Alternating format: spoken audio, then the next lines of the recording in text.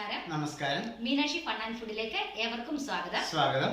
അതുപോലെ തന്നെ എല്ലാ സബ്സ്ക്രൈബേഴ്സിനും വ്യൂവേഴ്സിനും ഞങ്ങളുടെ ഹൃദയം നിറഞ്ഞ നന്ദി. എല്ലാവരും മീനാക്ഷി പാചക ചാനൽ ലൈക്ക് ചെയ്യുക, ഷെയർ ചെയ്യുക, സബ്സ്ക്രൈബ് ചെയ്യുക. ഇന്ന് നമ്മൾ ഉണ്ടാക്കാൻ പോകുന്ന വിഭവം ഒരു പഴയകാല വിഭവമാണെന്ന് വേണം ആദ്യം പറയാൻ. കാരണം ഇപ്പൊ ചക്ക സീസണിന്റെ സമയമാണ്. ഏതൊക്കെ ഈ മാസം, അതായത് ഡിസംബർ പിന്നെ തൊട്ടങ്ങോട്ടുള്ള മാസങ്ങൾ അല്ലേ, ചക്കയുടെ വിഭവം, ചക്കയുടെ മാസങ്ങളാണ്. അപ്പോൾ നമ്മൾ ചക്ക കൊണ്ട് ചക്കയുടെ എല്ലാ പാർട്സും നമ്മൾ ചക്കയുടെ ഉപയോഗിക്കുന്നുണ്ട്. ചക്കത്തോരൻ, പിന്നെ അല്ലേ,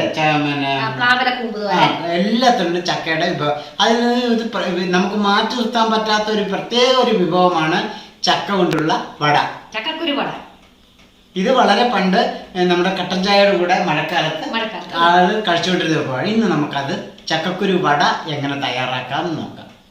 അപ്പൊ നമുക്ക് പാചകത്തിലേക്ക് കിടക്കാം. നമ്മൾ ചക്കക്കുരു പുഴുങ്ങിയെടുത്തിട്ടുണ്ട്.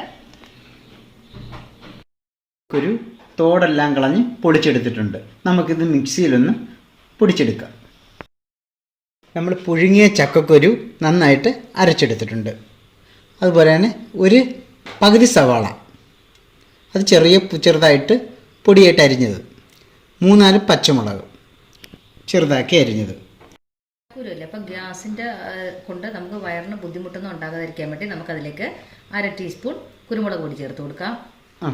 1/4 ടീസ്പൂൺ കായപ്പൊടി. കായപ്പൊടി ചക്കക്കുരു അല്ലേ, അതുകൊണ്ട് കുരുമുളക് പൊടി കായപ്പൊടി ചേർത്തേക്കുന്നത്. 1/4 ടീസ്പൂൺ മഞ്ഞൾപ്പൊടി,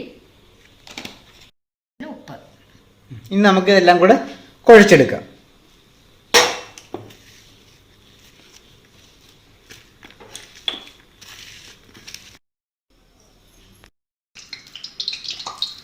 ഓരോന്നോരോന്നായിട്ട് നമുക്ക് പരത്തിയെടുക്കാം.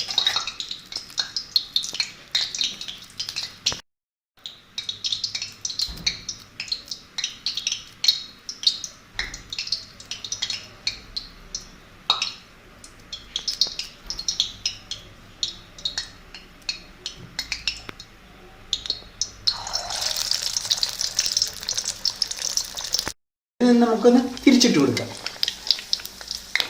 എന്നൊരു നല്ല ഗോൾഡൻ കളറാകുമ്പോൾ നമുക്ക് വാങ്ങാം. നമ്മുടെ ചക്കക്കുരു വട മൂത്ത് നല്ല ബ്രൗൺ നിറം ആയിട്ടുണ്ട്. നമുക്കിത് കോരിയെടുക്കാം.